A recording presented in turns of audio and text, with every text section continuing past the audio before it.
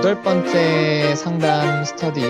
오늘은 프로이트와 융의 편지 첫 번째 시간입니다. 책 이게 절판이 돼서, 이게 저희가 처음에 스터디 하려고 했을 때는 나온 지 얼마 안 됐던 책이어서 이렇게 빨리 절판이 될 줄은 몰랐는데요. 아무튼 절판이 돼서 책을 이제 못 구하신 분들도 계실 것 같아요.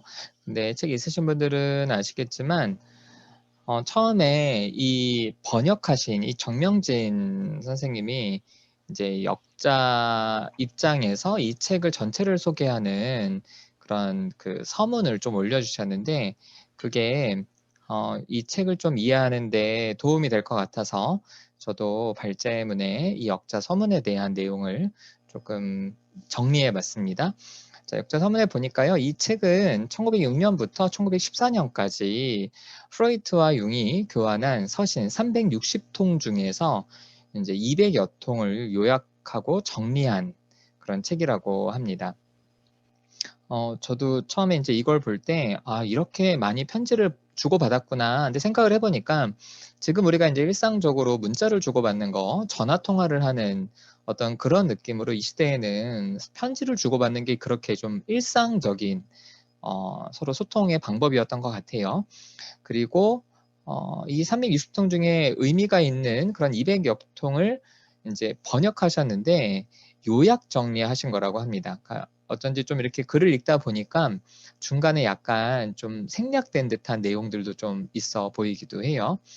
그래서 그 서신들의 내용은 정신분석에 대한 논의, 그리고 종교적이고 초심리학적인 경험, 그리고 가정사에 이르기까지 굉장히 다양한 내용들을 서로 주고받았다. 자, 그럼 두 사람이 어떻게 이제 편지를 주고받았느냐? 1905년 융과 또 같은 병원에 있던 블로일러라는 의사가 그 당시에 정신의학계에서 알려지기 시작했던 정신분석 이론을 가지고 자신들의 병원에서 이제 적용을 해본 그 결과물을 책으로 출간을 했다고 합니다. 이게 1905년이었습니다. 정신분석 역사 그리고 융의 그런 어떤 그 기록들을 보면은 융은 프로이트가 얘기했던 자유연상과 비슷한 단어 연상법을 나름대로 좀 사용하고 있었다 그래요. 이제 그러다가 프로이트의 정신분석이 좀 유명해지면서 자신이 생각했던 부분들과 좀 공통되는 부분이 있어서 스스로 정신분석에 대한 자료들을 찾아서 읽기 시작하고 이제 그것을 자신의 병원에서 이제 블로일러와 함께 적용을 해봤고 그 결과를 책으로 냈고 그 책을 1906년 프로이트한테 이제 보냈다 그럽니다. 그리고 프로이트는 그 책을 받고 이제 감사 편지를 쓰게 되면서 본격적으로 두 사람이 이제 서신을 교환하게 됐는데요. 이 서신을 통해서 알 수 있는 점에 대해서 역자는 두 사람이 서로를 어떻게 생각했는지, 그리고 그 당시에 정신분석의 어떤 대해서 굉장히 적대적인 분위기였잖아요. 그런 적대적인 분위기에서 정신분석을 두 사람이 어떻게 좀 지키려고 했는지, 그런데 이제 초반부터 두 사람 사이에서 이 갈등하고 결별할 수 있는 그런 징조가 존재했다. 이런 것들을 편지를 통해서 알 수 있다라고 합니다. 자, 두 사람이 왜 결별하게 되었느냐에 있어서 이 1907년에 융이 프로이트를 방문을 했을 때 프로이트의 처제가 남편과 사별한 상태에서 프로이트 집에 살았거든요. 언니를 좀 도와주려고. 그런데 이제 프로이트와 프로이트의 처제가 이제 내연 관계였다고 해요. 이거를 융이 나중에 이제 여러 사람들한테 이야기를 했을 때 사람들은 융의 말을 믿지 않았어요. 왜냐하면은 융이 프로이트와 갈라지면서 정신분석 그룹에서는 배척을 받았기 때문에 융이 프로이트에 대한 어떤 그런 좀 음모, 말도 안 되는 그런 유언비어를 퍼뜨리고 프로이트를 좀 명예를 깎아내리려고 한다라는 그런 생각들을 사람들이 굉장히 많이 했거든요. 이제 참고로 그런데 이게 프로이트가 어떤 스위스 호텔에서 이 숙박부에 프로이트와 그의 부인이라고 서명을 한 그 숙박 명부가 발견이 됐어요.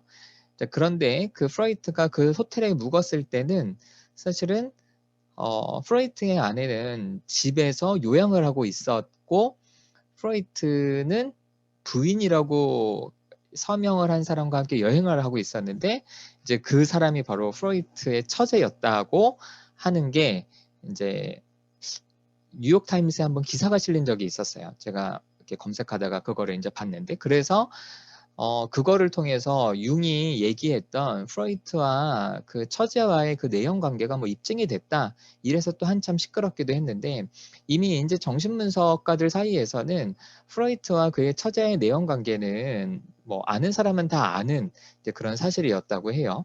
자, 그런데 어쨌든 프로이트의 처제가 융한테 이 이야기를 했고요. 1909년 프로이트가 미국으로 초청을 받게 됐거든요. 그래서 미국으로 강연 여행을 떠났는데 그때 융과 함께 떠났다고 합니다. 그런데 두 사람이 미국 여행을 하면서 이제 기차를 타고 다니니까 계속 같이 있게 되잖아요.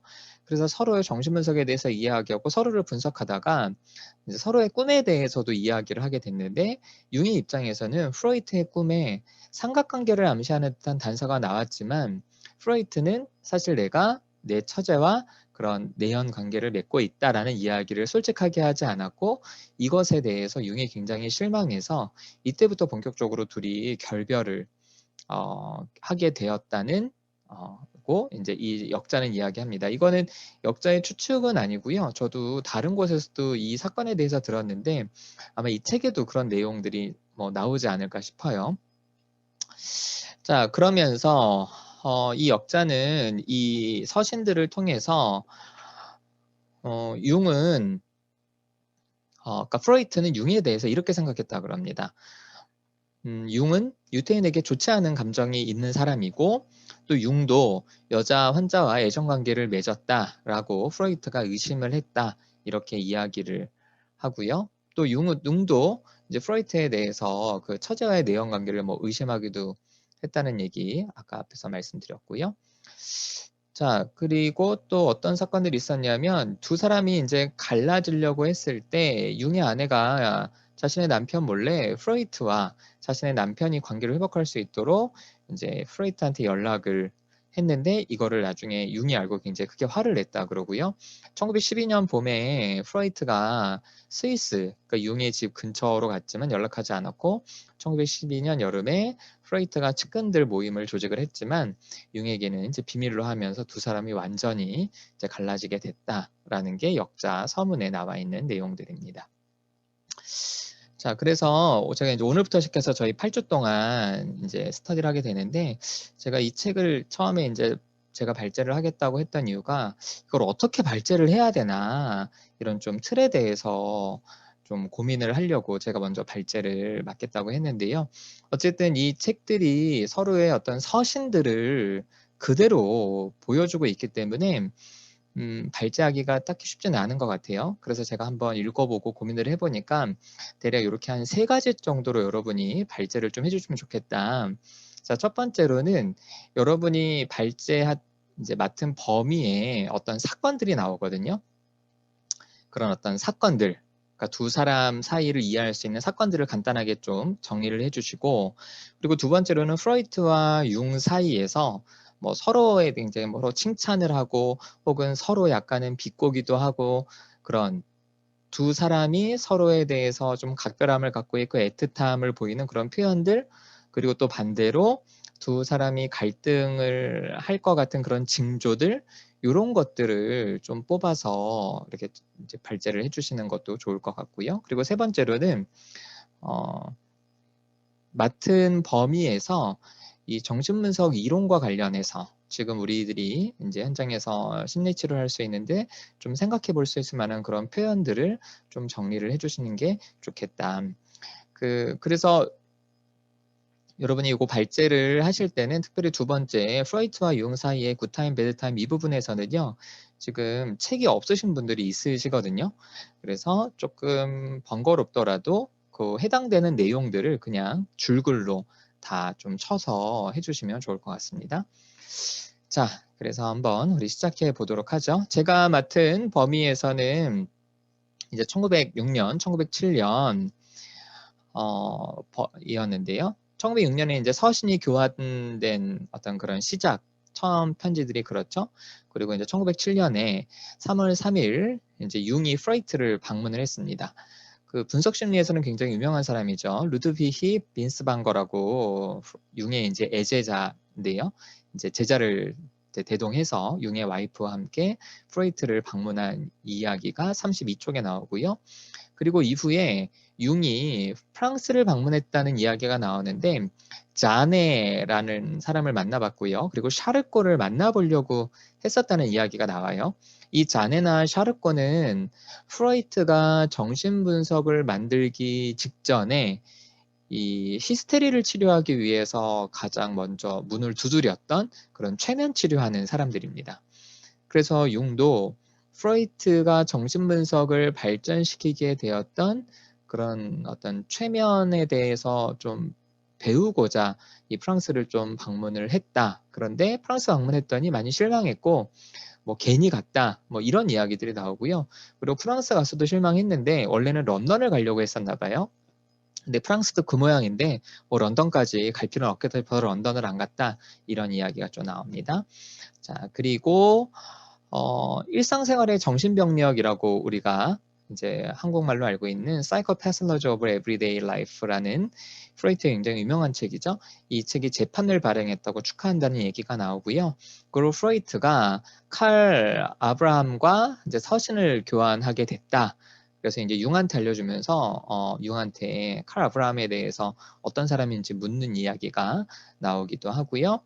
그리고 융이 암스테르담에서 열리는 이게 이제 무슨 세계총회인지는 정확히 안 나오는데 아마 뭐 정신의학 세계총회 뭐 이런 게 아닐까 싶어요. 근데 암스테르담에서 열리기로 했던 그 세계총회에서 정신분석을 발표하기로 했다. 이런 이야기가 나옵니다.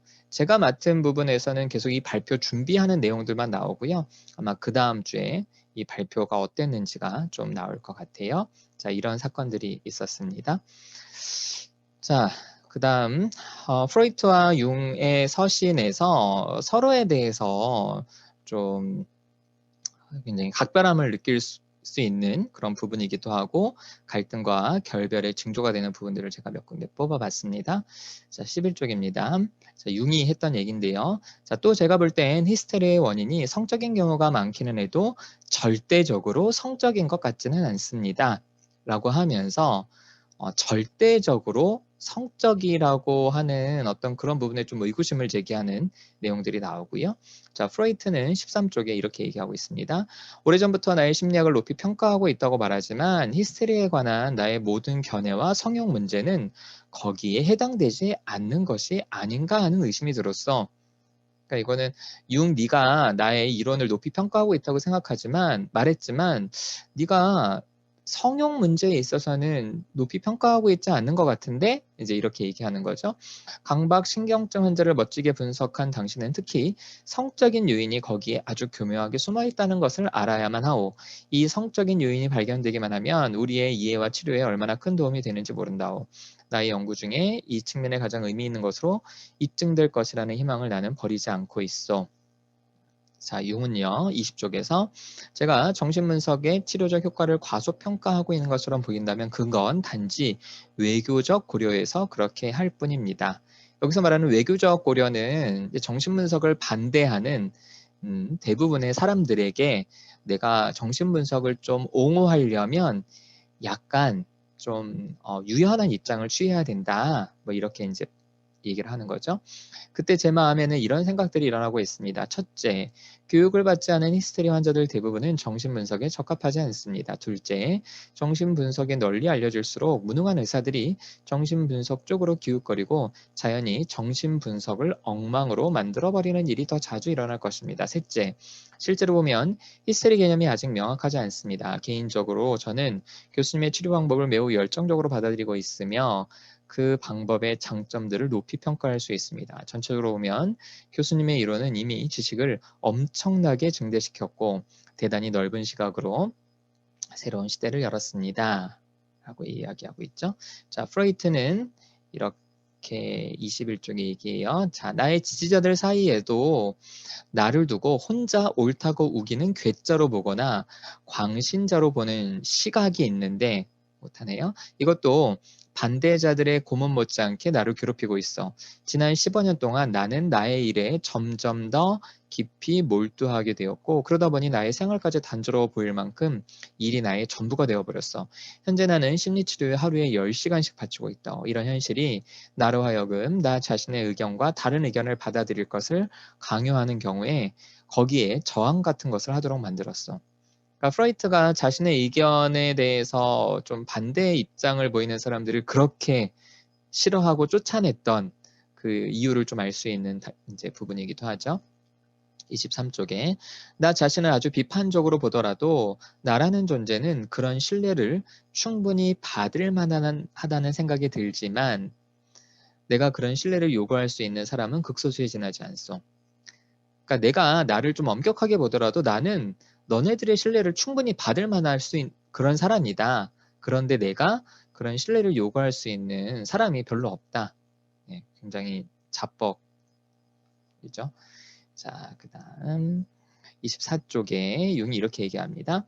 자, 의견의 일치가 이루어지지 않는 이유는 몇 가지가 있습니다. 그러니까 이거는 프로이트와 융 사이에서 의견의 일치가 이루어지지 않는 이유라는 겁니다. 첫째, 저의 자료가 교수님의 자료와 완전히 다르기 때문이죠. 둘째, 저의 성장 과정과 환경, 과학적 전제들이 교수님과 완전히 다릅니다. 셋째, 저의 경험은 교수님의 경험에 비해 극히 적습니다.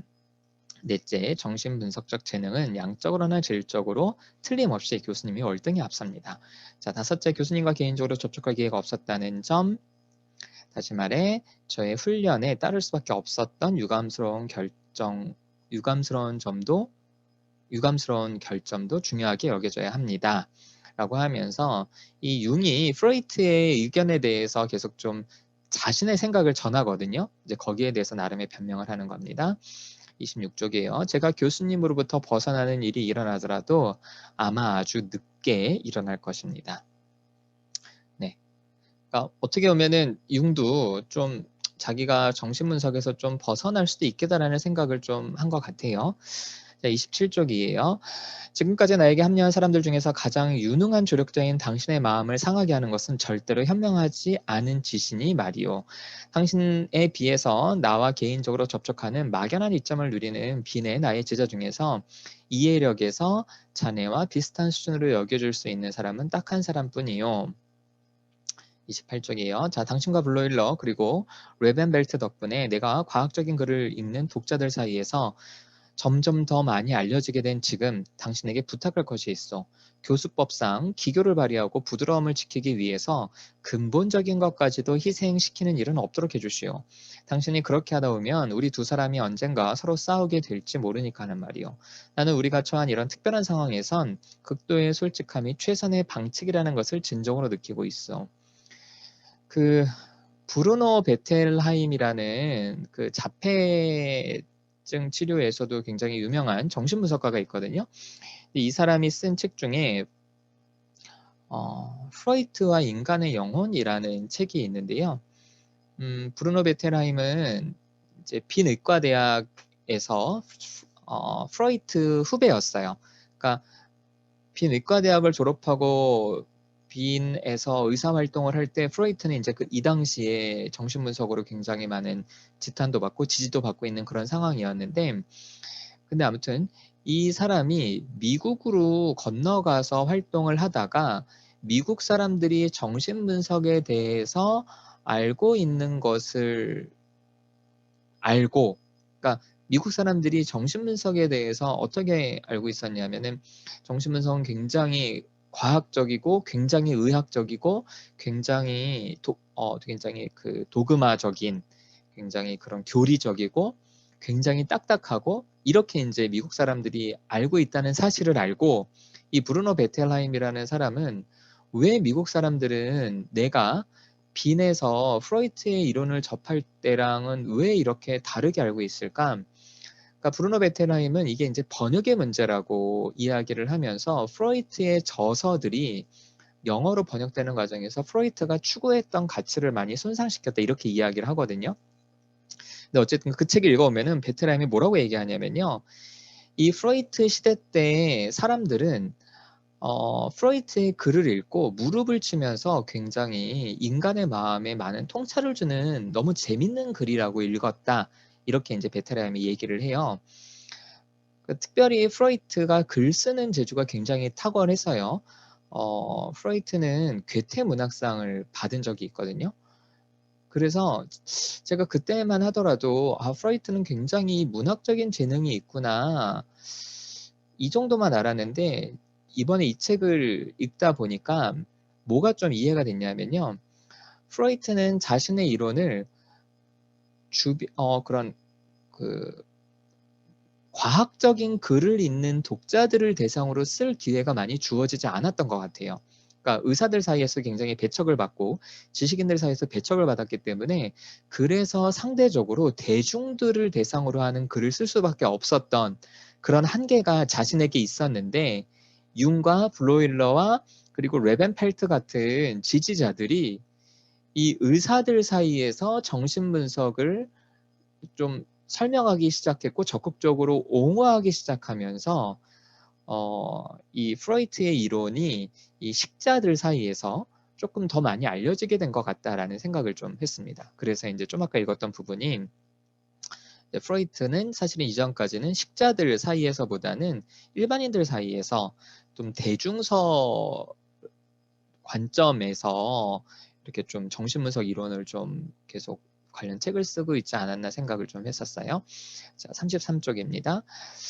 대체로 저는 교수님의 견해가 맞다는 것을 확인하고 있습니다. 그러나 제가 볼 땐 리비도라는 표현과 일반적으로 광범위한 성역의 개념으로 넘어간 모든 용어들이 오해의 소지를 안고 있거나 적어도 교훈적 가치가 없는 것처럼 보입니다. 리비도와 관련 있는 모든 중후에 두루 쓸 수 있는 용어로 이보다 덜 불쾌한 집단적 용어가 필요하지 않을까요?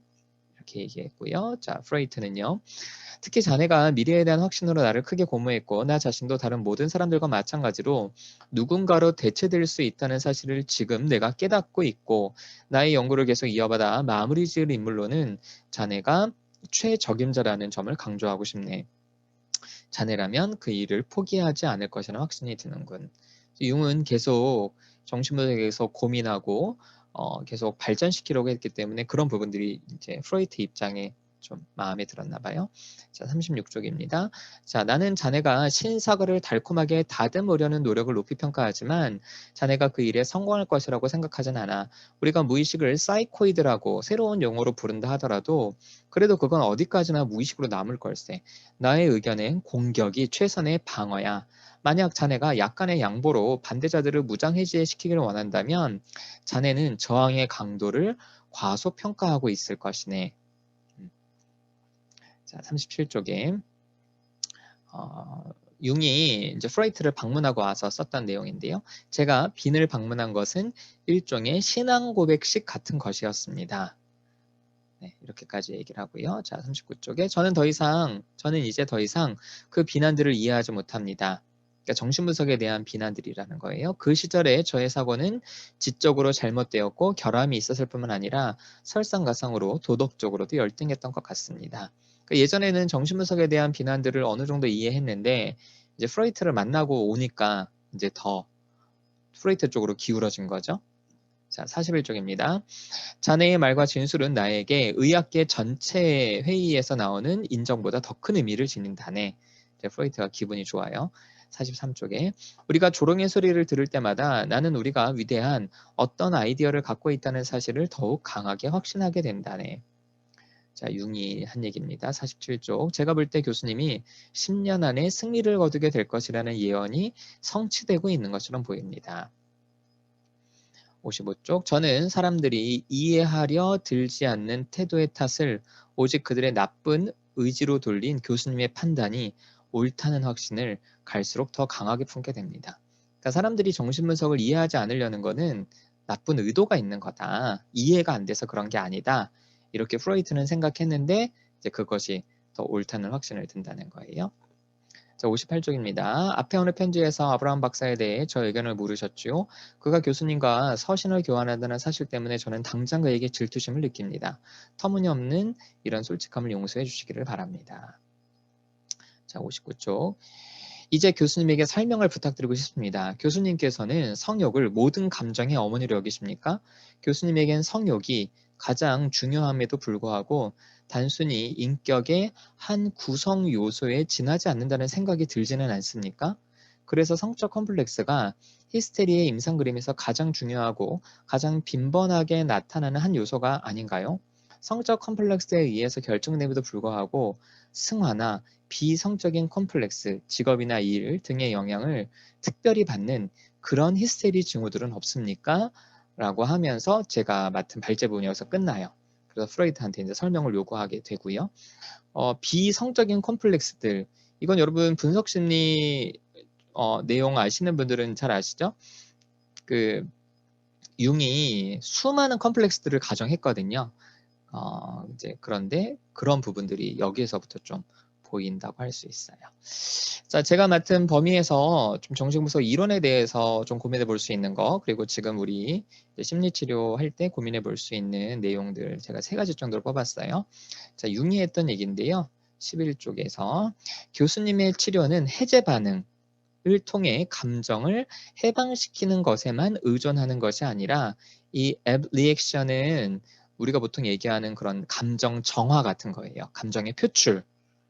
그러니까 그 당시에 정신분석을 비판하던 사람들이 정신분석은 억눌린 감정을 그냥 해소시키는 거 그것만 아니냐 이렇게 얘기를 했는데 이제 융은 그것뿐만이 아니라 환자의 개인적인 관계에도 의존하는 것처럼 보입니다. 이렇게 얘기하면서 이제 관계적인 부분을 언급을 했고요.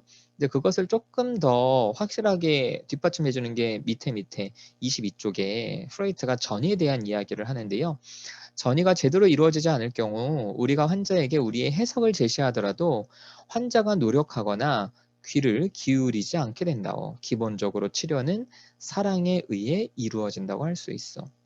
다시 말해서 해석을 제대로 하게 되려면 해석이 환자에게 내담자에게 전달이 되려면 기본적인 관계, 그러니까 전이 관계가 기본이 돼야 된다는 얘기인 거죠. 자, 그리고 중간에 이제 15쪽에 융은요, 프로이트한테 이렇게 좀 제안을 하는데요. 프로이트가 모든 것을 이제 성역이라고 다 갖다 넣은 거에 대해서 이것 좀 구분할 수 있지 않을까. 음식 섭취나 빨기는 직접 성적인 것이 아니지 않냐. 이거는 좀 갈망, 어떤 갈망에 대한 부분인 거고 입맞춤이라는 그것이 성적인 거니까 이 갈망과 성욕을 좀 구분하는 게 좋지 않겠냐라고 이제 융이 자신의 의견을 냈던 부분입니다. 자, 제 발제는 여기서 마치고요. 자, 우리 오늘 첫날이니까 우리 시작하면서 우리 간단하게 좀 소개하고 좀 할게요. 자, 우리 참관하시는 분들은 그 화면 원하지 않으시면 안 켜셔도 됩니다. 이게 네, 유튜브에 올라갈 거기 때문에 원하시면 화면 켜셔도 되고요. 대신 좀 목소리는 조금 있다가 네, 켜주고 해주세요. 자, 우리 일단 누다심센터 상담자들 네, 마이크 다 켜시고 자, 누다심센터 상담자들부터 간단하게 소개 한마디씩 해주세요. 자, 아무나 해주세요.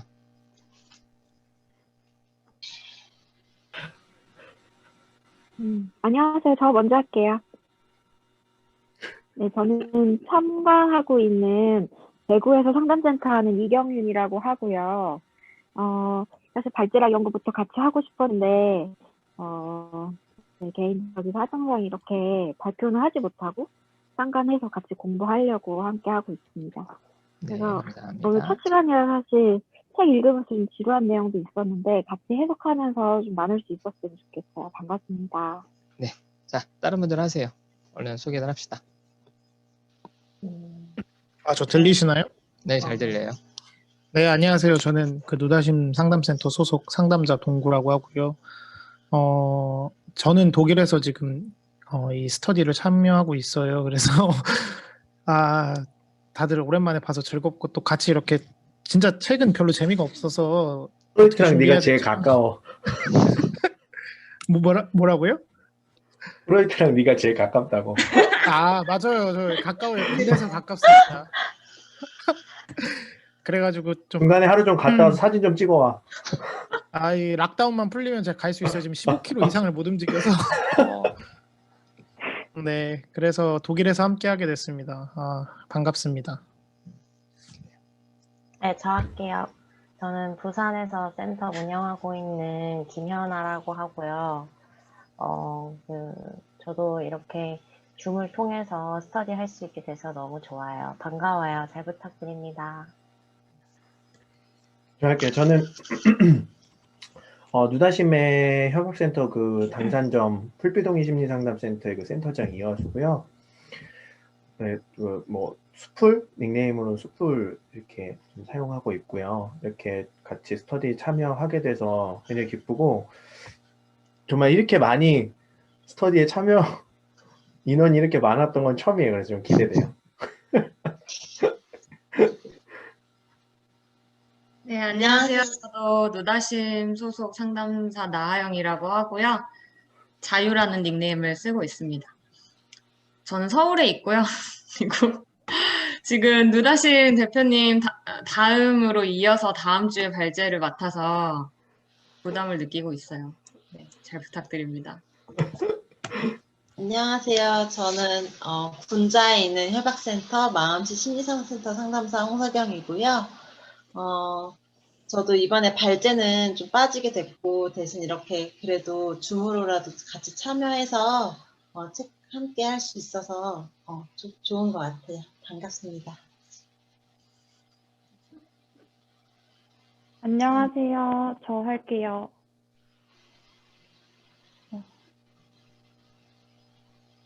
들리시나요? 들려요. 네, 저는 누다심 센터의 가장 신선한 얼굴로 왔고요. 흑이라고 하고 김다희예요. 그래서 저는 일단 초반이라서 뭐 하는 거 있으면 다 참여하려고 하는 편이고요. 근데 제가 들어왔는데 책이 너무 어려워가지고 전 발제를 들으면서도 잘 이해를 못 하겠어요. 그래서 잘 따라가려고 최대한 노력하겠습니다. 그리고 발제를 참여 못하게 됐는데 월요 집단 끝나고 바로 오니까 지각을 자꾸 하게 될까봐 참여가 좀 어렵게 됐어요. 네, 하지만 열심히 하겠습니다. 감사합니다. 그래요. 자, 그다음 어둠님, 커피님, 홀가브님, 파도님 이 순서대로 소개해 주세요. 네, 안녕하세요. 저는 어둠이고요. 네, 집단 3년 했고요. 지금은 방불이나 켜, 방불. 방불 켜? 잠깐만. 어둠이잖아요. 어둠. 어디서 가오를 잡아. 어둠이잖아. 그래가지고 일단 저는 좀 이제 심심해가지고 그냥 이렇게 신청을 하게 됐어요. 근데 책이 너무 재미없어가지고 진짜 차라리 심심한 게 더 나을 뻔했고, 그리고 근데 또 제가 이제 6주차 발제를 맡았는데 이제 6주차 전까지 읽었어요. 읽으니까 계속 읽어가면 갈수록 재밌더라고요. 그래서 또 개인적으로 칼륨을 좋아해가지고 칼륨 관심도 있고 해서 조금 프로이트와 어떤 면에서 다른 게 있는지 좀 많이 알고 싶었고, 그래서 좀 참여하게 됐습니다. 끝. 커피님. 네, 안녕하세요. 저는 커피입니다. 그 집단 참여한 지는 한 3개월밖에 되진 않았는데 뭐 요즘은 그냥 놀고만 있어서 공부할 게 뭐가 있나 찾다가 스터디 한다는 소식 듣고 이렇게 참여하게 됐습니다. 네. 책 구했어요? 연락처 찾다가 오늘 하루가 다 갔어요. 이제 일하는데 계속 검색만 했는데 잘 안 나오더라고요. 근데 결국 찾았어요. 내일 한번 연락해 볼게요. 네, 그래요. 자, 홀가무님, 파도님 이상입니다. 화면 안 켜셔도 되고요. 그냥 목소리만이라도 좀 인사해 주세요. 네, 안녕하세요. 제 목소리 들리시나요? 네, 잘 들립니다. 네. 네, 안녕하세요. 저는 호가분이고요. 얼굴을 보여드리고 싶은데 아이 노트북이 뭐가 좀 안 돼가지고 다음 주에 얼굴을 보여드릴게요. 지금 캠이 안 돼서. 저는 원주에 있고요. 집단 참여한 지는 2주차 완전 새내기고요. 우연히 이렇게 보다가 스터디 한다는 얘기가 글이 있어가지고 그냥 의욕만 가득해가지고 참여한다고 해서 너무 좋은 기회 된 것 같아서 감사하고요. 프로이드가 되게 관심이 가는데 좀 스터디 참여하면서 좀 더 좀 알고 싶어서 참여하게 됐습니다. 반갑습니다. 네, 자, 파도님 소개해 주세요.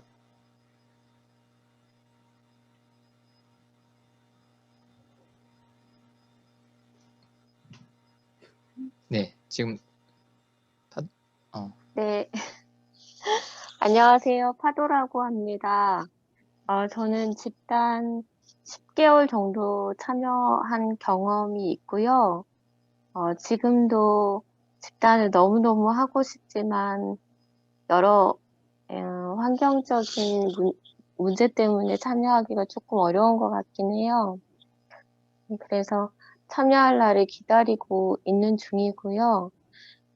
저도 어둠님처럼 좀 심심해가지고, 네, 좀 심심하고 요즘에 조금 시간은 남는데, 혼자서, 이렇게 또 자발적으로 뭔가를 잘 하지는 못하는 편인 것 같아요. 그래서 어떻게 하다 보니까 또 재미있을 것 같아서 했는데, 저도 역시나 책은 조금 앞부분이라서 더 재미가 없었던 것 같은데, 본격적으로 갈등이 시작되면 좀 그래도 앞부분보단 낫지 않을까 기대가 되긴 하고요.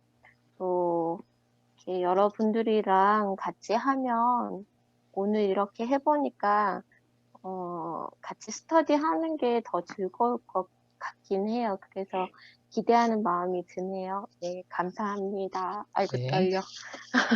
자, 그래요. 그러면 일단 발제하는 사람이 한 2가지 정도 토론 주제를 좀 제시하는 걸로 하고요. 그리고 그 이외에도 하실 얘기 있으면 편하게 하는 걸로 합시다. 뭐 제가 처음에 이제 하고 싶은 같이 얘기했으면 하는 것들은 계속 이제 읽다 보니까 두 사람이 굉장히 좀 묘하게 서로 계속 좀 디스도 하고 또 한편으로는 또 서로 되게 칭찬도 하고 하잖아요. 이런 부분들에 대해서 여러분 좀 어떻게 읽으셨는지 이야기를 먼저 해보고 싶고요. 그리고 두 번째로는 정신분석 이론에서 뭐 우리가 이제 계속 그 상담하면서 관계에 대한 부분들을 강조하는데 저는 이게 그 22쪽의 맨 마지막 부분이었죠. 전이가 제대로 이루어지지 않을 경우 우리가 환자에게 해석을 제시하더라도 환자는 이제 귀를 기울이지 않게 된다. 기본적으로 치료는 사랑에 의해 이루어진다. 여기에 대해서 좀 같이 이야기를 좀 해보면 좋을 것 같아요.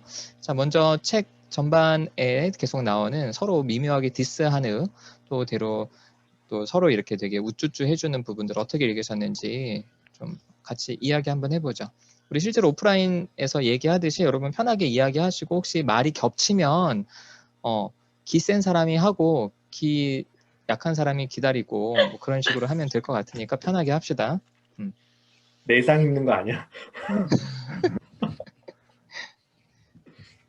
자, 어떻게 읽으셨어요? 그 미묘하게 디스하고 서로 칭찬하고 하는 부분들?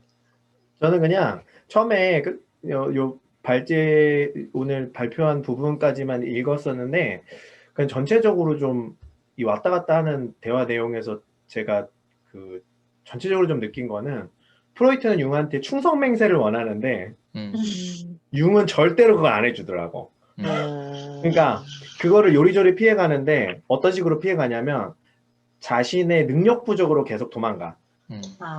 프로이트는 계속 나한테 충성을 맹세해라. 너 내 편인 걸 말해라. 이렇게 요구하는데 융은 아직 제가 부족한 게 많아서 더 공부를 해야 그걸 할 수 있겠다. 이런 식으로 계속 도망을 가더라고. 그래서 융은 이미 프로이트에게 충성맹세를 할 마음이 없어. 처음부터.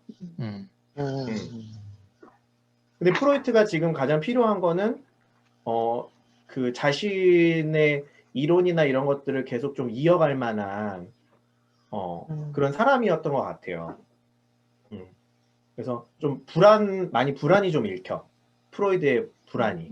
계속 불안해. 저는 요거 그 부분 읽으면서 프로이트가 진짜 믿을 만한 사람이 별로 없었나 보다라는 생각이 좀 들었어요. 그래서 자기 주변에 있는 사람들한테 내가 이러한 어떤 신뢰를 요구할 수 있는 사람도 별로 없다 이렇게 얘기하는 게 진짜 프로이트한테는 융의 출현이 굉장히 좀 반가웠겠다는 생각이 좀 들더라고요. 근데 융이 참 밀당을 잘하는 것 같아요. 그래서 되게 더 프로이트한테 막 되게 대단하시다고, 난 이렇게 부족한데 경험도 많으시고, 저한테 막 그런 것도 얘기해 주시고, 막 영광이다, 막 이렇게 하는데, 결국은 프로이트가 더 매달리게 되잖아요. 이 내용보다는 그 불간의 그 오묘한 그런 밀당이 좀 재밌었던 것 같아요. 그래서 진짜 좀 재밌게 읽혀졌던 부분은, 그러니까 지금은 대가인 프로이트와 융의 성격적인 면모나 그런 그때 당시에는 막 뭐라 해야 되지? 프로이트도 인정받기 위해서, 그러니까 뭔가 이렇게 되게 아까 이제 화수쌤이 이제 그 불안하다고 하는 것들이 드러나니까 그 인간적인 면모에서 재밌었던 것 같아요. 근데 진짜 이게 성격이 나오는 것 같아. 맞아. 사실 프로이트는 이론 서적이 아니라 편지니까, 글이니까. 너 나보다 기가 좀 센 것 같다. 너보단 세. 내상이 붙다 지금.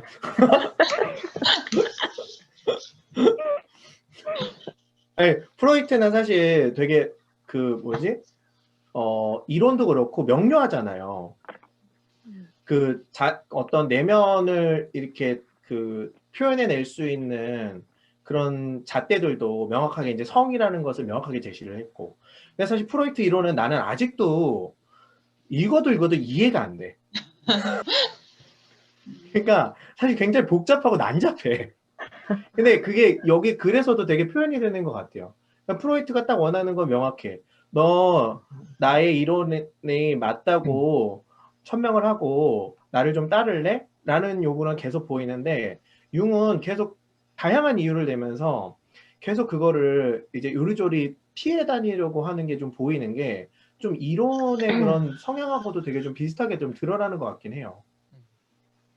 나는 궁금한 게 융이 처음부터 계속 정신분석 이론에 대해서 자신의 부족이라면서 좀 의문을 계속 제기하잖아. 그런데 이제 읽다 보니까 프로이트는 융의 그런 어떤 탐구적인 자세를 굉장히 또 좋아했거든. 탐구적인 자세를 굉장히 좋아했고, 나도 누군가로 의해서 대체될 수 있는 사람이라는 거를 깨달다라는 표현을 보면서 그래, 네가 내 후계자가 될 수 있구나 라고 이야기를 했는데, 그러니까 어떻게 보면은 프로이트는 융이 이렇게 처음부터 전적으로 들어오지 않고 계속 의문을 지게 하는 부분들에 있어서 한편으로는 좋게 보기도 한 동시에, 그러니까 이것이 결국에는 둘의 사이를 갈라놓게 됐을 때 이 프로이트는 진짜 좀 어떤 생각을 했을까? 융의 어떤 이런 태도들에 대해서 이런 좀 생각을 하게 되더라고.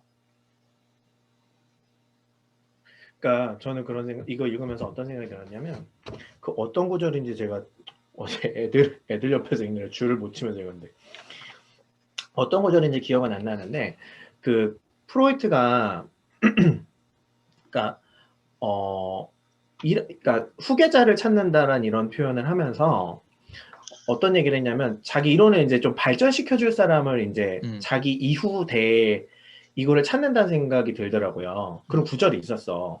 근데 그런 거를 보면서 프로이트는 사실은 이론과 자신을 굉장히 동일시했구나. 그래서 어찌 보면은 이제 그 이론을 굉장히 사랑했던 것 같아. 자기가 발견한 이 이론을 굉장히 사랑했고, 그러니까 내가 있고 이론이 있는 게 아니라 이론은 현상으로서 있고 내가 그거를 발견했고 이런 것들을 계속 좀 발전시켜 줄 만한 사람을 찾았구나 라거나 아니면 또는 이론 자체를 자신과 굉장히 동일시를 해서 이론이 사장되는 거를 이제 자기의 어찌 보면은 이제 그 자기의 죽음과도 일치하게 이제 생각을 했을 수도 있겠구나 이런 생각이 들면서 지금 노다심님이 말씀하셨던 그런 부분에 대해서는 융이 그거를 마치 이어갈 것처럼 이제 했다가 그거가 결정적으로 안 됐을 때 프로이트가 받았을 정신적인 충격은 굉장했을 것 같아요. 근데 저는 궁금한 게 이때 그 프로이트가 주장했던 그 이론이 어디까지 주장을 했던 건지가 좀 궁금한데 이게 그냥 무의식을 이제 의식하는 게 중요하다. 아니면 성적인 것도, 그러니까 오이디푸스 컴플렉스가 1910년에 뭐 이렇게 나왔다고 하더라고요. 그럼 그 전에는 오이디푸스 컴플렉스도 없었고 뭔가 이렇게 빈약했다는 건데 어디까지 이제 이론이 나왔고 이제 나중에 이제 하여튼 숯불 얘기 들으면서 들은 건데 이제 나의 후계자가 이 이론을 어떻게 이제 확장시키길 원하는 건지 이런 것들이 좀 궁금하기도 하고 그러네요. 그러니까 1989년이죠 아마 꿈의 해석이 나온 게. 1899년일걸요? 아니 1899년이죠. 네. 그러니까 꿈의 해석이 나오고 나서 그러니까 이거죠. 정신 내적인 것을 기존에 이제 그 정신과 의사들은 굉장히 물질적인 것들로 대체할 수 있다고 생각을 했었는데 어찌 보면 프로이트는 이거를 은유적으로밖에 접근할 수 없다라고 주장을 한 거예요. 좀 우리 이론 확장해서 좀 보자면, 그러니까 기존에 이제 이제 과학주의가 막 발전을 하게 되면서 기존의 정신과 의사들은 이제 어떤 그 정신적인 작용을 그 물질로 표현할 수 있다라고 계속 그런 시도들을 해왔었는데 그걸 수치화하고 숫자화하려는 시도를 계속 해왔었는데 프로이트는 그것을 그렇지 않고 우리가 그것을 아주 간접적으로 은유적으로만 우리가 알 수 있다. 그러니까 이렇게 이제 이해를 한 거죠. 그래서 그거를 이제 이론화해서 체계화한 게 이제 꿈의 해석이라고 저는 이해를 하거든요. 그래서 꿈의 해석이 이제 89년에 나왔으니까 이제 어찌 보면 이게 프로이트 입장에서 굉장히 혁명적이었던 거예요.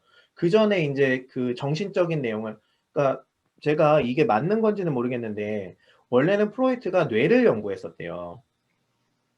뇌를 연구하면서 뉴런을 연구했었다고 하더라고요. 그러니까 프로이트도 처음에는 이제 어떤 정신작용을 물질적인 작용으로 이제 이해하려고 했었던 노력을 했었던 거예요. 물질이라는 게 뇌의 문제, 뇌로 본다는 거예요? 그렇지. 가장 표현적으로 뇌고 뇌의 어떤 기능, 작용, 그러니까 그런 걸로 이제 이해하려고 했었는데 그렇지 않고 어떤 이제 은유적인 표현들로 우리가 그거를 간접적으로 체험할 수 있다는 걸로 선회하게 된 거죠. 제가 지금 찾아보니까 꿈의 해석이 1900년에 나왔고요.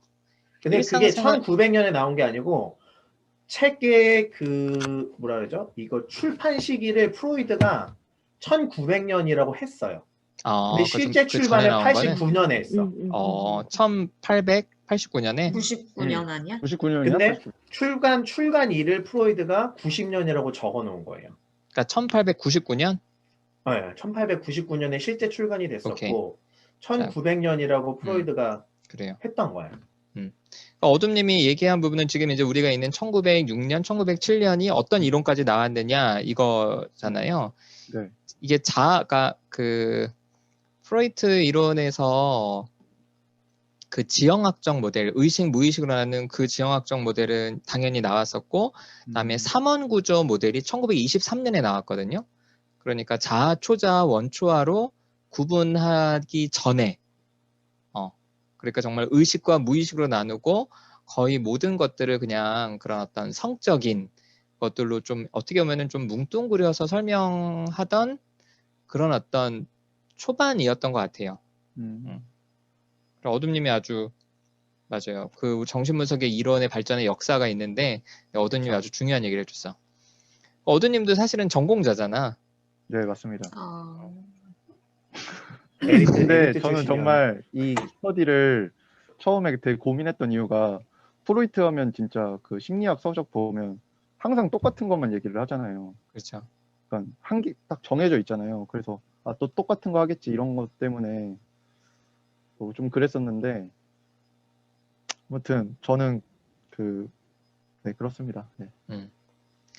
자, 동구님이랑 달님이랑 자유님도 얘기 좀 하지. 뭐 있는지 없는지 모르겠네. 네. 저는 융한테 좀 이입해서 읽었는데, 뭔가 그 초반에 이렇게 의견이 불일치하다라는 거는 느꼈는데, 그걸 이렇게 서로 뭔가 비꼬면서 얘기를 하고 있다라고 사실 생각은 안 했었거든요, 저는. 그래서 나중에 이 앞에를 읽으니까 서로 뭔가 부딪히 되는 게 이게 결별까지 가고 이런 상황들이 조금 서로 조심하면서 다 이렇게 드러나 있는 거구나. 좀 의견이 부딪하지만 그래도 나는 너를 존중해라는 말을 계속 얘기를 하고 아까 이제 뭐 이화수 선생님이 뭐 융이랑 어쨌든 프로이트가 계속 뭐라고 하셨죠? 아까 이화수 선생님? 그러니까 저는 약간 융이랑 프로이트가 서로 굉장히 조금 존중하는 입장에서 계속 얘기를 하고 있다는 생각이 들면서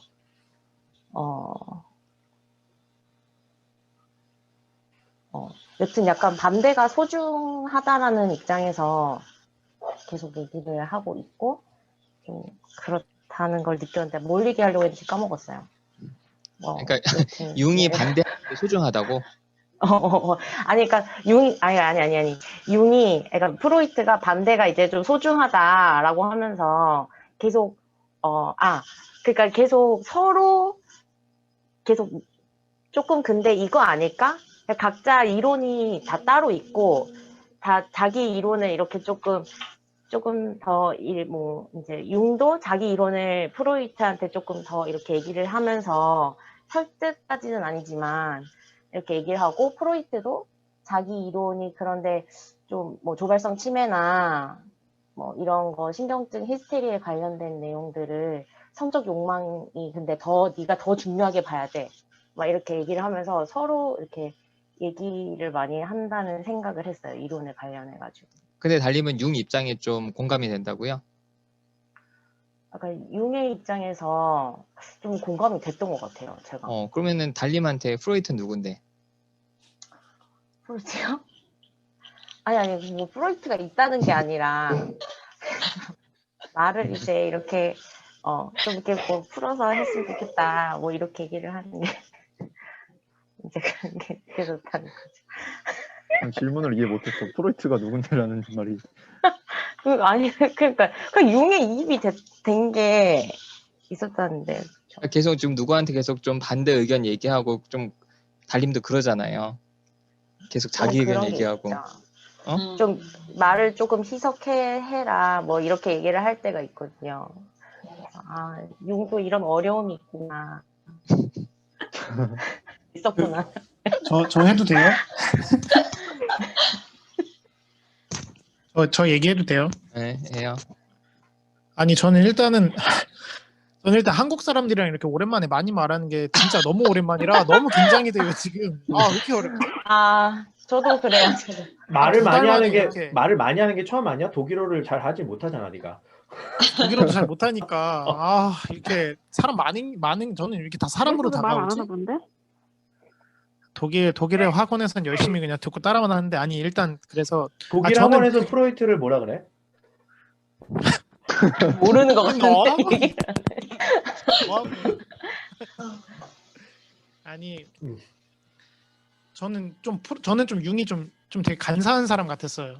그러니까 프로이트가 대가고 좀 어떻게 보면 급이 제가 알기로는 이거 뭐 창시자고 이런데도 되게 뭔가 프로이트는 드러나게 뭔가 표현하는 사람 같은데 융은 되게 뭔가 좀 숨기고 이렇게 숨기는 듯한 그런 낌새가 느껴졌는데 되게 저는 신기했던 게 보통의 이제 제가 알고 있던 그런 그림에서는 뭐야 얘 되게 재수없네 뭐 별로 알지도 않는 애가 왜 이렇게 뭔가 튕기는 거야? 하고 그냥 이렇게 단절했을 것 같은데 계속 좀 편지를 주고받으면서 보니까 8년인가를 주고받은 걸 보니까 왜 그렇게 했는지를 조금 생각하면서 책을 읽으면 좋겠다 좀 이런 생각이 들었거든요. 근데 저는 인간적으로는 저는 프로이트가 더 좋아요. 그런 뭔가 좀 솔직하다라고 해야 되나 비교적 자기가 원하는 거를 솔직하게 얘기하고 이렇게 했으면 좋겠다. 이렇게 요구는 오히려 프로이트가 하고 있는데 좀 조심스럽게 이렇게 약간 거리를 두고 있는 그런 긴장감에서 저는 프로이트가 더 저는 좋습니다. 그럼 달님은 융이 좋고 봉구님은 프로이트가 좋고. 네. 왜? 저는 아직까지는 저도 프로이트가 더 좋은 것 같아요. 저는 융이 그런 이야기를 하잖아요. 이거 애정 테스트야? 인기 투표. 이상형이 누가 되는지. 아니, 바뀔 수 있어요. 평소에 이제 좋아하는지. 스터디를 누구지? 거듭하면서. 다른 누구랑 프로이트가 편지를 주고받게 됐다는 얘기를 듣고 되게 질투심이 든다 이런 표현을 하잖아요. 근데 그거를 딱 봤을 때는 진짜 솔직하구나 융이 이렇게 생각을 했거든요. 근데 전체적인 좀 맥락을 보면 흐름을 보면 되게 교묘하게 그 프로이트한테 이렇게 반박하는 그런 것들도 많이 나오고 그런 걸 봤을 때 융이 되게 프로이트한테 자기가 특별한 존재이고 싶고 뭔가 인정받고 싶은 마음은 되게 큰 것 같은데 그거에 맞는 진짜 그 프로이트가 요구하는 그런 어떤 그 믿음 같은 거는 주지 않는 그런 모습들을 좀 보면서 그런 생각을 했습니다. 그리고 저는 프로이트가 되게 좀 아까 이제 발표 때도 얘기를 하셨지만 자뻑하는 것 같은 말들을 되게 많이 나오잖아요. 근데 그게 프로이트의 어떻게 보면 되게 이해하기 어려운 그런 이론들이 아직까지도 좀 이어질 수 있는 부분 중에 하나가 아닐까. 자기가 이야기한 거에 되게 확신 있게 말을 하잖아요. 근데 뭐 그런 생각도 드는 것 같아요. 뭐 얼마나 자기는 진짜 그게 있었을까? 근데 뭔가 이렇게 용기를 내서 나름대로 그렇게 확신 있게 말한 게 아닐까? 이런 생각도 들고 그래서 저는 프로이트가 좀 더 멋있고 좀 더 솔직해 보이는 것 같아요. 더 용기도 있어 보이고. 형님은 좀 어때요? 저는 최근에 리더 스쿨이 끝나기도 했고, 그래서 서양과 한국 이런 생각 많이 했었거든요. 그래서 그냥 이 책을 읽었을 때는 외국 사람들도 되게 예의 차리면서 말하는구나. 되게 매기면서 말한다. 전 솔직히 별로 솔직하다는 느낌 별로 안 들었거든요. 되게 엄청 강하게 얘기하고 싶을 때는 하기는 하는데 대체적으로는 둘 다 너무 수식어가 많아가지고 전 읽으면서 한 줄을 읽더라도 한 번 더 읽어야 되는 부분들이 많았어요. 2번 부정해서 말한다든지. 그래서 이 사람들 왜 이렇게 어렵게 말하지? 그런 생각 좀 많이 했던 것 같고, 그리고 저는 그런 둘이 관계를 맺게 되는 것 자체가 자체는 되게 좋아 보였어요. 어쨌든 프로이트가 먼저 편지를 줬나? 그랬죠? 그랬는데 융이 거기에 대해서 별로 생각보다 그러니까 기죽는 척은 하는 것 같은데 기죽은 느낌 별로 안 들었거든요. 그래서 그게 좀 되게 전 좋아 보였어요. 되게 당당하게 자기 할 말 하는 것 같고 그랬습니다. 전 여기서 좀 어떤 생각이 들었냐면 융이 처음부터 어떤 프로이트랑 좀 친해지고 프로이트랑 친해진 거에 기반해서 좀 정신분석의 좀 정말 후계자가 되려는 마음이 있었을까? 그러니까 프로이트가 나도 다른 사람들처럼 누군가에 의해서 대체될 수 있는 사람이다. 이런 이야기를 했을 때 융은 역시 사람을 알아보는군 이랬을까? 아니면 좀 싫어했을까? 난 좀 이 프로이트는 어쨌든 융을 그렇게 생각했는데 융의 입장이 되게 좀 궁금하더라고. 왜냐면 융이 중간에 그런 얘기를 했잖아요. 내가 교수님으로부터 떠나더라도 그건 나중에 한참 후가 될 거라고. 이런 이야기도 했는데 한편으로는 또 프로이트가 계속 그렇게 표현할 때마다 그거에 대해서 거부감을 얘기하진 않아서 어떻게들 생각하세요? 수풀님이 저도 말씀해 딱 그 주셨던 부분, 것처럼 그 지점에서 네. 좀 많이 느꼈는데, 그 말이, 이 책이 이렇게 긴데 되게 초반에 그 말이 나오는 거예요. 맞아요. 그래서, 얘는 초반부터 아예 나는 이 사람이랑 쭉 가는 게 아니다라는 생각을 했을 것 같고, 다만 자기의 어떤 생각이나 주장이랑 프로이트의 이론이랑 비슷하기 때문에 그것들을 나누면서 자기 이론을 좀 발전시키고 싶었을 것 같아요.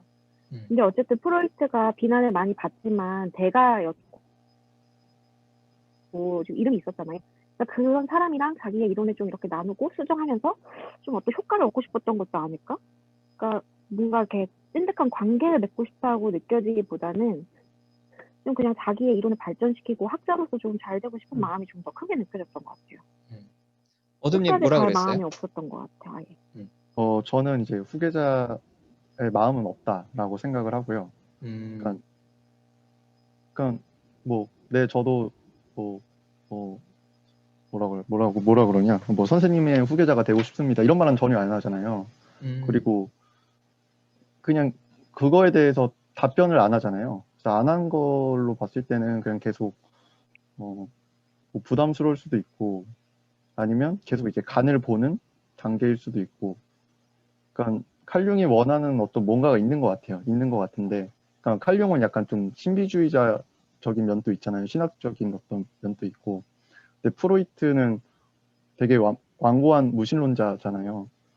그래가지고 하여튼 뭔가 이렇게 안 맞는 부분이 있는데 맞으면 뭐 후계자로 근데 안 갈 것 같아요. 그러니까 어찌 됐건 안 갈 것 같아요. 약간 너무 뭔가 성향이 다른 것 같아요. 전 궁금한 게, 그러니까 저는 그런 그림으로 그려지거든요. 그러니까 백종원 씨가 유명하잖아요. 근데 누군가가 이제 요리를 배우고 싶어서 갔는데 백종원 씨가 너는 내 식당을 물려받았는데 저는 제 식당을 하겠습니다. 이런 걸 처음부터 드러내는 것 같이 그려지는 거예요. 근데 저는 일단 누가 저한테 와서 나는 동구님처럼 살고 싶어라는 걸 별로 경험해본 적이 거의 없어서 그래도 누다신 선생님은 좀 그런 사람들 많이 있지 않았어요? 예전에부터? 동구님. 네? 동구님. 전 이제 저의 길을 가고 있죠. 아니 근데 보통 좀 그게 약간 그러니까 그 어떤 리더한테 나 리더처럼 하고 싶어요라고 하는 사람보다 저는 좀 제 걸 하고 싶어요 하는 사람한테 좀 마음이 더 가나요? 그러니까 이어받고 싶어요, 물려받고 싶어요 하는 사람한테는 보통 좀 쟤는 좀 약간 이런데 저는 제 거 할 거예요라고 하면 뭔가 더 마음이 가는 것처럼 여기서도 보이거든요. 둘 관계에서도. 근데 실제로도 그런지. 그걸 나한테 묻는 그래서 거예요? 네, 저는 오히려 그게 궁금했어요. 왜냐면 저는 그런 경험이 없어서. 나도 없어. 네 할 말은 해. 그런가? 나도 없어. 그래서 원래 그래서 저는 약간 동구님 말이 어떤 얘기인지 좀 이해가 되는 게 원래 더 빨아야 되는 거 아닌가? 이렇게 좀? 좀 따라야 되는데. 걷어달라고 이렇게 해야 되는데. 이거 뭐야? 왜 융이 걷어달라고 해야 돼요? 만약에 급 차이를 놓고 보면요.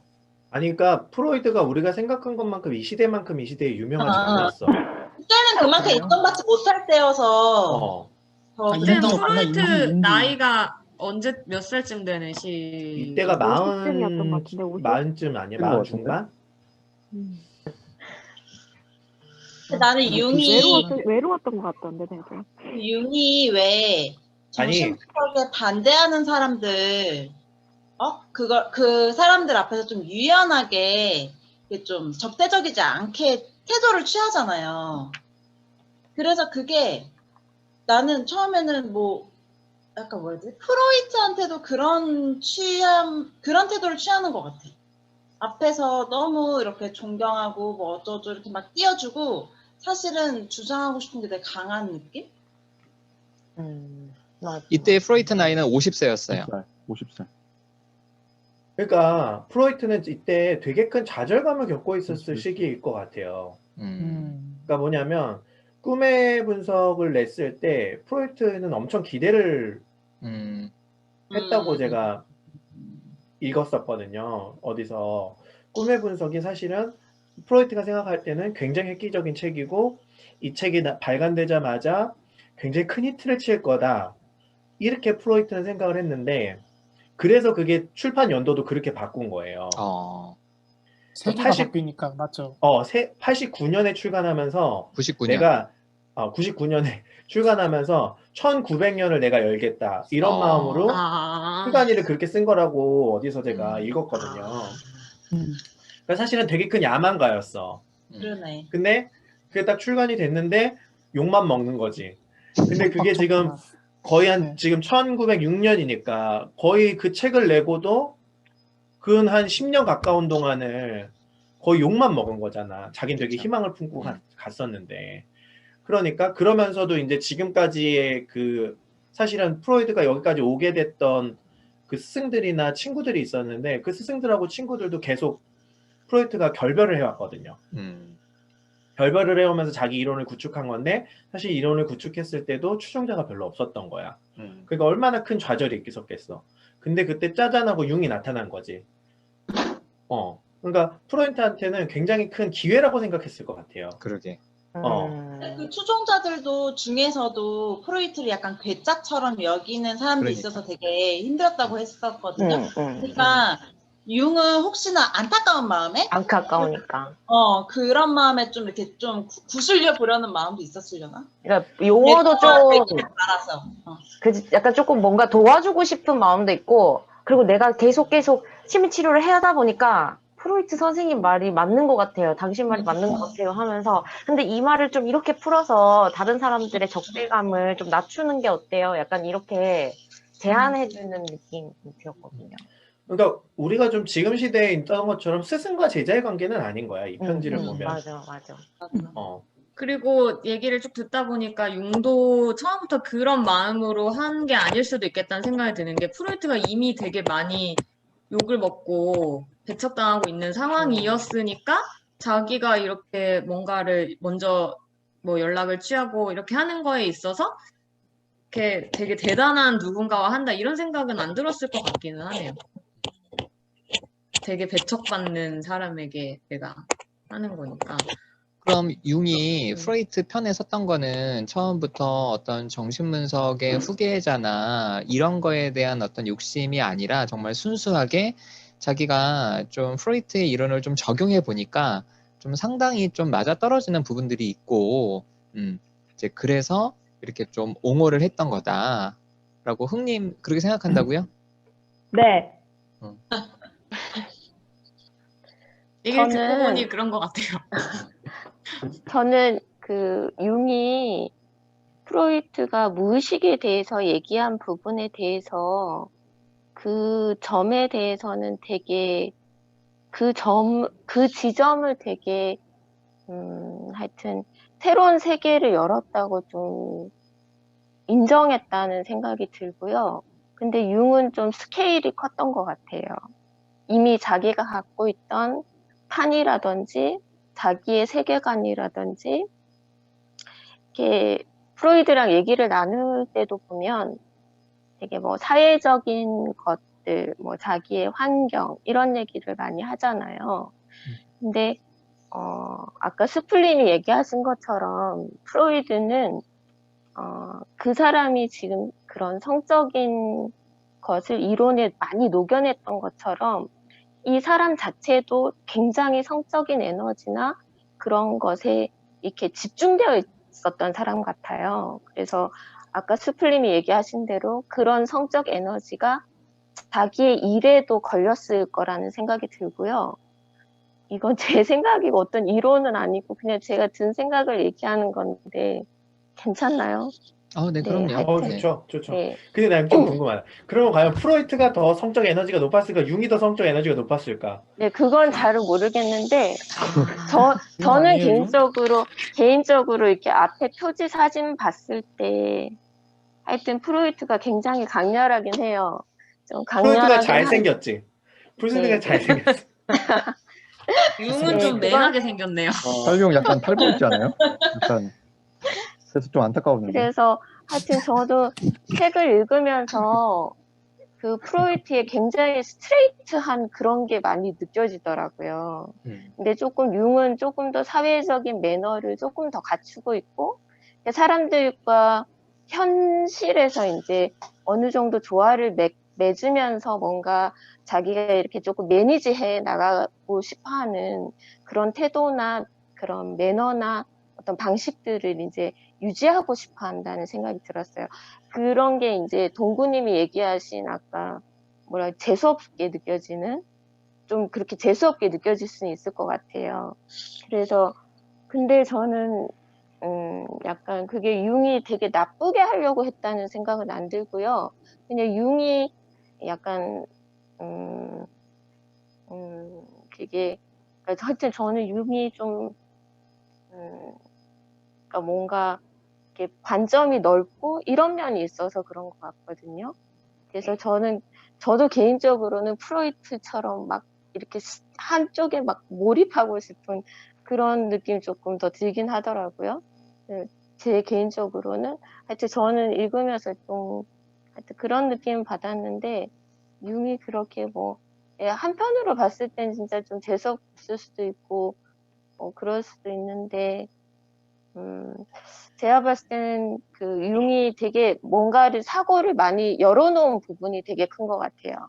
그래서 일부러 그랬다는 생각은 안 들고 워낙에 이 사람이 생각하는 그 세계가 너무 크기 때문에 나중에 엄청 뻗어나가잖아요. 그래서 원래도 그렇게 뻗어나갈 수 있었던 것 자체가 이 사람이 정말 다 열어놨기 때문이라고 생각하거든요. 근데 이제 프로이트가 새로 어떤 심리학의 새로운 국면을 완전 빵 문을 열었던 그 지점은 너무나 인정하고 그랬기 때문에 프로이트랑 계속 이제 교류하고 싶었던 분명한 열망은 있었던 거라고 저는 생각하거든요. 근데 융이 이제 열어놓은 그 문이 너무 크다 보니 그 열린 문으로 보니 프로이트는 너무 이렇게 지역적으로 이렇게 파고드니까 그거를 이제 결국은 이제 융도 버리게 되고 결국 갈라서게 됐다는 생각이 들긴 들어요. 네. 근데 자, 저는 이게 이게 되나요? 그러니까 그런 생각이 들어요. 그러니까 뭐냐면은 융이 이제 사고가 좀 유연하고 프로이트는 이제 자기 고집이 좀 센 사람이다. 이렇게 좀 이해를 할 수도 있는데 사실은 저희도 이제 관계나 이게 그 현상들이 돌아가는 과정을 보면 사실은 작용과 반작용에 의해서 돌아가는 경우들이 많거든요. 그러니까 사실은 융이 어찌 보면 좀 유연하게 보일 수밖에 없었던 거는 상대적으로 프로이트가 있었기 때문에 가능한 일이에요, 이거는. 근데 만약에 프로이트가 어떤 한쪽 방향에서의 그런 고집을 자기가 주장하지 않았거나 했다면 사실은 융도 자기 그런 유연한 사고를 뭐라 할까요? 상대적으로 비출 수 있는 기회가 없는 거죠. 그래서 저는 이게 융이 조금 더 사고가 폭넓다 이런 개념보다는 사실은 프로이트는 어쩔 수 없이 자기가 무언가를 처음 주장해야 했기 때문에 당연히 이건 배척에서부터 나올 수밖에 없어요. 무엇인가 새로운 거는 융합에서 나오는 게 아니라 사실은 지금까지의 이론을 배척하면서부터 나오는 거기 때문에 어쩔 수 없이 역사의 흐름상 프로이트는 그런 방향으로 갈 수밖에 없는 것이고 사실은 그 이후의 세대들이 융과 다른 이론을 융합할 수밖에 없는 거거든요. 그래서 저는 이게 좀 성격적인 특성도 있었겠지만 사실은 어떤 그 현상에 의해서 끌려갈 수밖에 없었던 좀 측면들이 좀 있지 않았을까? 저는 그런 생각을 좀 하기도 해요. 자, 네. 저희 이제 30분까지 맞춰야 돼서 우리 두 번째로 좀 넘어갈게요. 두 번째 우리 얘기하기로 했던 거는 이제 정신분석 이론과 관련돼서 제가 뽑았던 거 있죠. 11쪽에 융이 교수님의 치료는 해제 반응을 통해서 감정을 해방시키는 것에만 의존하는 것이 아니라 환자와의 개인적인 관계에도 의존하는 것처럼 보인다라고 얘기했고 프로이트는 22쪽에 전이가 제대로 이루어지지 않을 경우 우리가 해석을 제시해도 환자가 귀를 기울이지 않게 된다. 기본적으로 치료는 사랑에 의해 이루어진다. 여기에 대해서 우리 간단하게 이야기하고 그리고 마무리할게요. 자, 이 부분에 대해서 좀 생각하시는 거, 또 하실 얘기들 좀 같이 나눠보죠.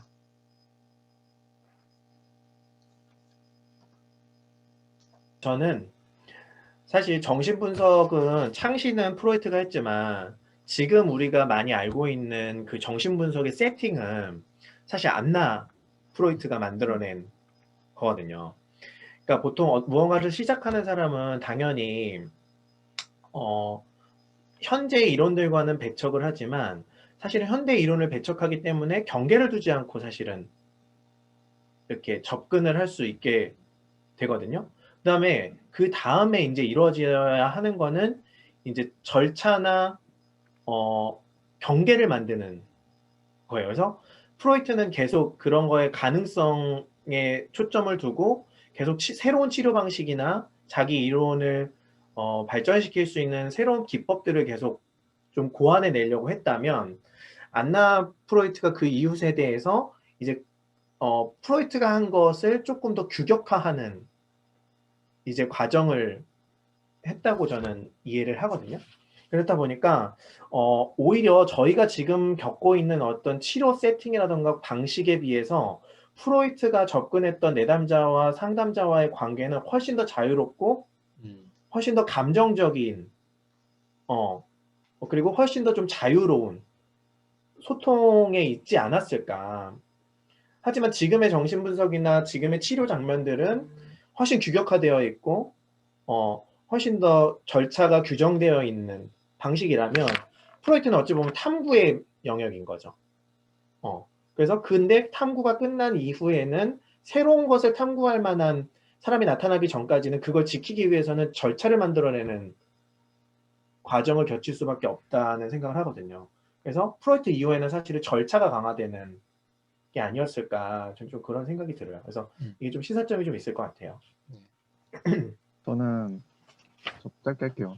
전 프로이트가 이제 사랑에 대해서 말을 했는데 개인적인 관계도 그런데 좀 그걸 듣고 좀 계속 이상하게 좀 뭔가 프로이트가 왜 사랑을 말할 자격이 있나? 약간 이런 느낌으로 그러니까 뭔가 상담자로서 뭔가 애정을 쏟고 막 이런다기보다는 스플림이 말한 것처럼 그냥 분석가 느낌이 되게 강했고 분석가고 과학자고 뭔가 자기 이론을 확장하는 거의 모습이 많이 비춰져가지고 프로이트가 뭔가 이렇게 내담자와 뭔가 애정을 쌓고 뭔가 이렇게 사랑으로 뭔가 보듬고 이런 모습은 이 책에서나 전 비춰지지 않아가지고 그냥 분석가였던 것 같아요. 저한테는 프로이트가 그냥 꿈을 분석하고 신경증을 분석하는 그런 의사로서의 모습만 좀 비춰졌던 것 같아요. 만약에 환자들이 프로이트한테 뭔가를 느꼈다면 그거는 프로이트 몫보다는 환자들의 몫이 크다 이렇게 생각하는 거죠? 환자들의 몫이요?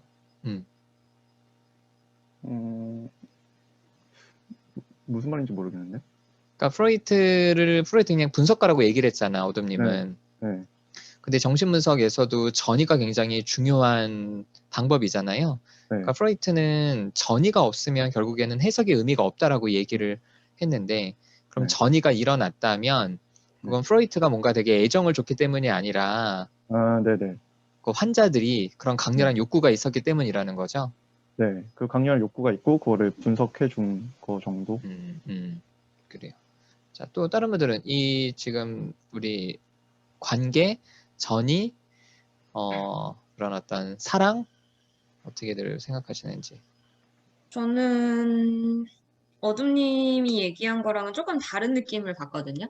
그러니까 이제 뭐 정신분석이나 뭐 이런 것들 잘 모르지만 지금 그냥 이미지로는 굉장히 좀 거리두고 분석가 이런 느낌이 좀 강하긴 한데 프로이트가 이런 뭐 사랑이라는 표현이나 뭐 결국에는 제일 중요한 게 뭐 사랑과 일이다 뭐 이런 이야기를 했고 이런 얘기를 들으면은 좀 프로이트가 생각하는 것처럼 정신분석 이론에서 이야기하는 그런 이미지처럼 그렇게 좀 거리만 두고 있던 사람은 아니지 않을까 이런 생각도 들고 그리고 전이라는 거에 대해서 처음 이야기한 사람이 프로이트가 맞죠.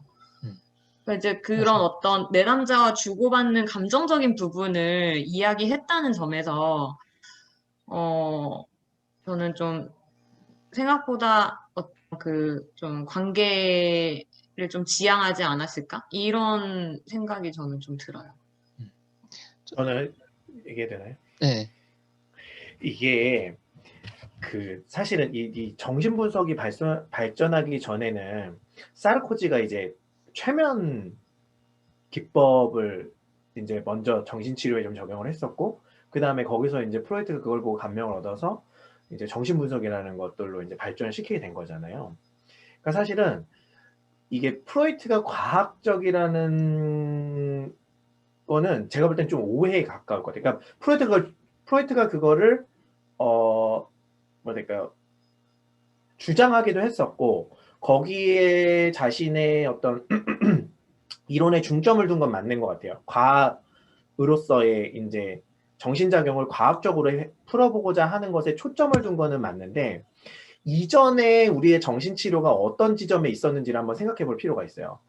사실 정신분석 이전의 그 심리치료는 어찌 보면은 이런 거예요. 점성술에 가까웠던 거예요. 거의 점성술에 가까운. 그래서 쇼 잘하는 사람이 나와가지고 최면요법처럼 막 이렇게 쇼하면 그러니까 거의 쇼에 가까웠던 거죠. 물론 이제 그게 치료적이지 않다는 의미는 아니지만 그래도 거의 과학적인 게 거의 전무했을 때에 프로이트가 그때서야 과학성을 이야기하면서 그 정신적인 작용을 꿈이라던가 성적인 욕망을 통해서 우리가 이해할 수 있다라는 틀을 가지고 나온 거거든요. 그래서 요 정도의 과학성인 거지 사실은 프로이트가 그것을 행할 때의 장면을 우리가 보지는 못했다는 거예요. 그래서 프로이트가 과학적이라는 것은 어디까지나 이전 세대에 비해서 과학성이라는 거지, 그러니까 그거를 행할 때의 내담자와 상담자 사이의 어떤 감정적인 교류나 이런 것들이 어느 정도 이루어졌을지에 관해서는 이 과학적이다는 말 하나로 단정 지을 수 없다라고 저는 좀 생각을 하거든요. 네. 됐나요? 네네. 네, 그래요. 저희 시간이 다 돼서 우리 이제 마무리할게요. 그 마지막으로 오늘 소감 또 못하신 얘기들 우리 짧게 하고 마칩시다. 아까 처음 소개했듯이 우리 상담자들 먼저 하시고 그다음 우리 네 분 뒤에 해주세요. 저부터 먼저 하면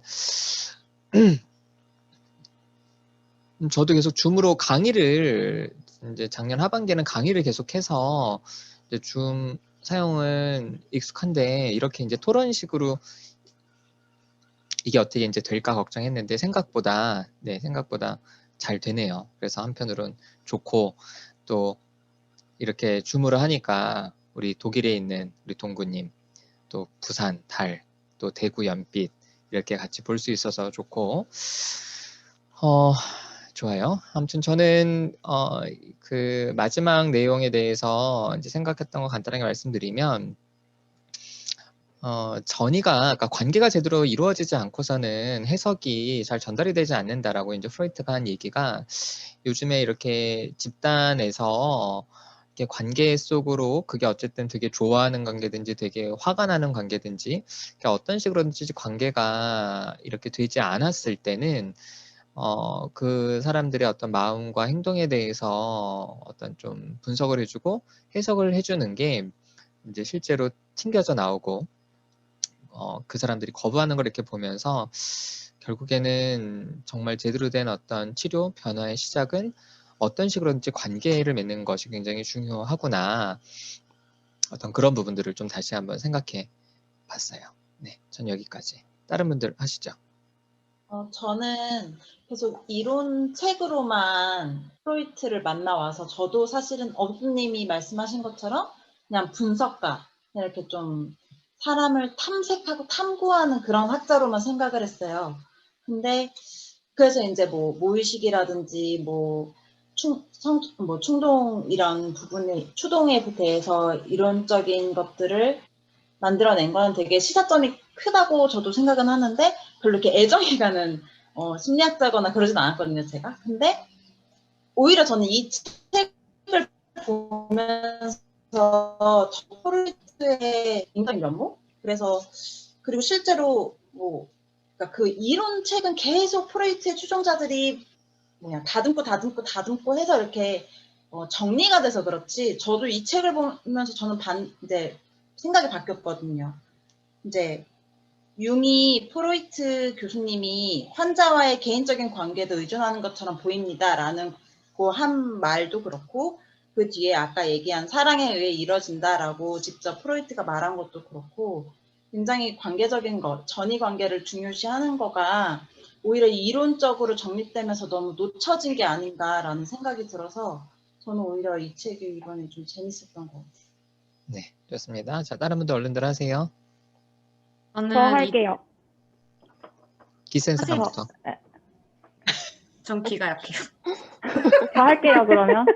웃겨. 저는 그 두 번째 주제에서 프로이트가 상담 이론에서 처음 배우는 거라서 되게 딱딱하고 어렵게 느껴지는 거는 맞는데, 전 프로이트가 그 시대에 생각하면 가장 사람의 마음에 관심이 있었던 사람이라고 생각해요.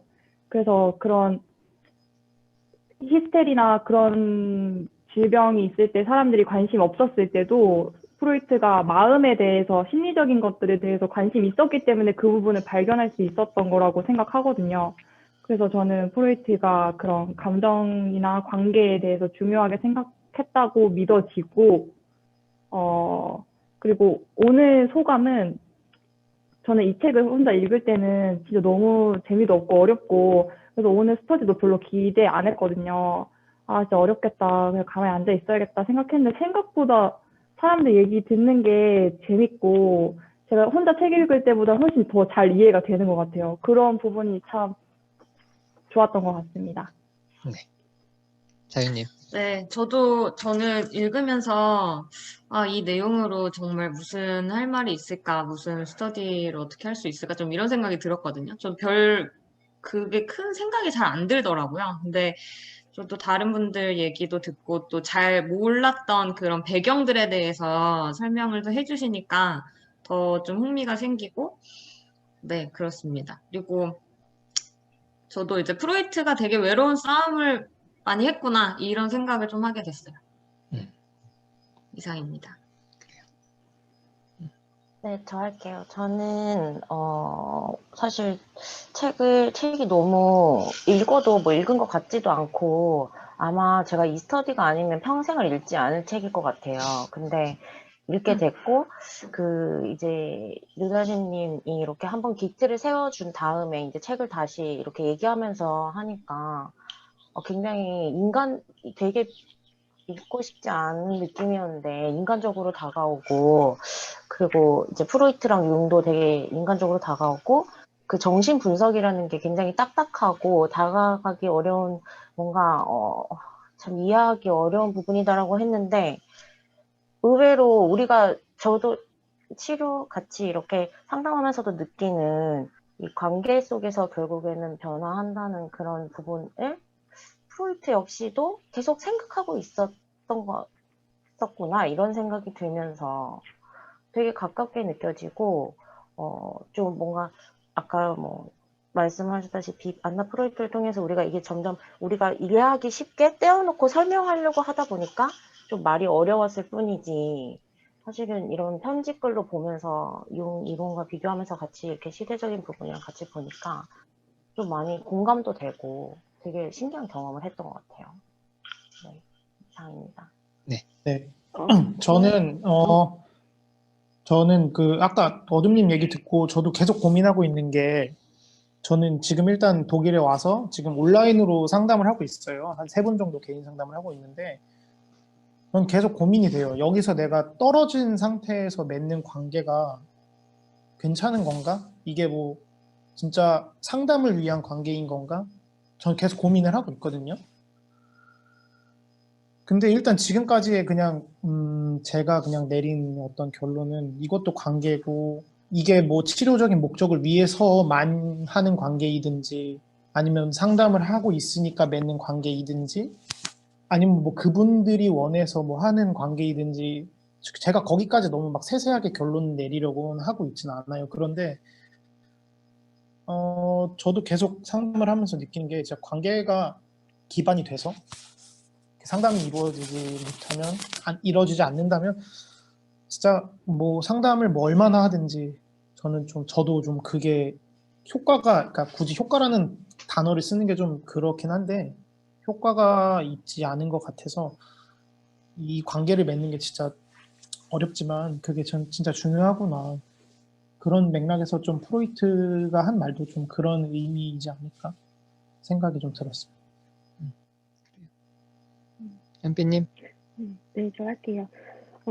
저도 전에는 어둠이처럼 프로이트가 되게 좀 차갑고 딱딱하고 이런 사람이라고 좀 생각이 많이 들었는데, 전에 공부하면서 한번 들은 말이 프로이트가 내담자들이랑 상담을 할 때 내담자를 위해서 상담 외의 시간에 따로 내담자가 있는 곳을 뭐 찾아가거나 집에 찾아가거나 뭐 이런 경우가 있었다고 하더라고요. 그래서 그 얘기를 듣고, 와, 내가 지금 생각하는 정신분석 이론이나 프로이트의 이론이랑 좀 다르게 그 당시에는 좀 더 긴밀한 관계가 있었을 것 같다라는 생각을 좀 많이 했던 것 같아요. 근데 이 책을 보면서 프로이트가 융이랑도 되게 관계를 진짜 찐득찐득하게 하고 싶었구나. 그러면서 좀 프로이트의 그런 욕구들이 조금 느껴져서 이전이랑은 다르게 또 이론만이 아니라 프로이트라는 사람에 대해서 조금 관심이 생긴 것 같아서 그런 면에서 좀 재밌었고, 그리고 다른 분들이랑 똑같이 혼자 읽을 때는 되게 재미스럽게 없었는데 같이 얘기하니까 좀 그런 걸 나누면서 조금 재미가 느껴졌고, 어둠님이 아까 말한 것처럼 뒤에 읽을수록 좀 더 재밌다고 하셨잖아요. 그래서 좀 희망이 생겼습니다. 네. 수플님. 저는 하고 싶은 얘기가 없습니다. 그래요. 알았어. 자, 그러면 어둠님 먼저, 커피님, 그 다음 홀갑은, 마지막 파도님, 이렇게 할게요. 저는 일단 1시간 반이 너무 짧았고요. 3시간은 해야 된다라고 생각이 들고, 그리고 저도 약간 프로이트가 약간 수수께끼 같아요.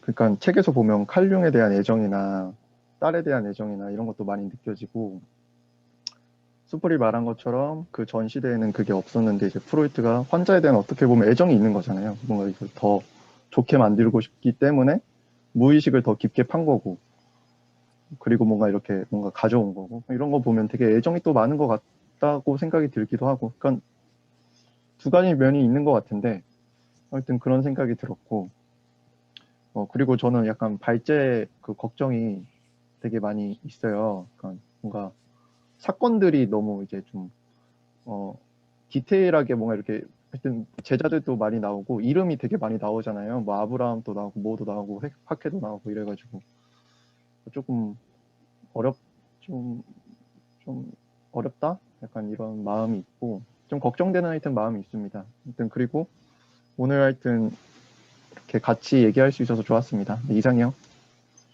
커피님. 저는 책을 못 읽어서 조금 아쉬워요, 개인적으로.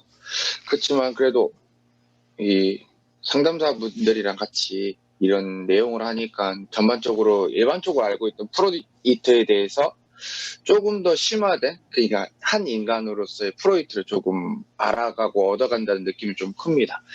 그리고 뿐만 아니라 저는 이제 상담자로서 그 관계 부분에 있어서 전이가 이루어지지 않을 경우가 조금은 공감이 갔어요.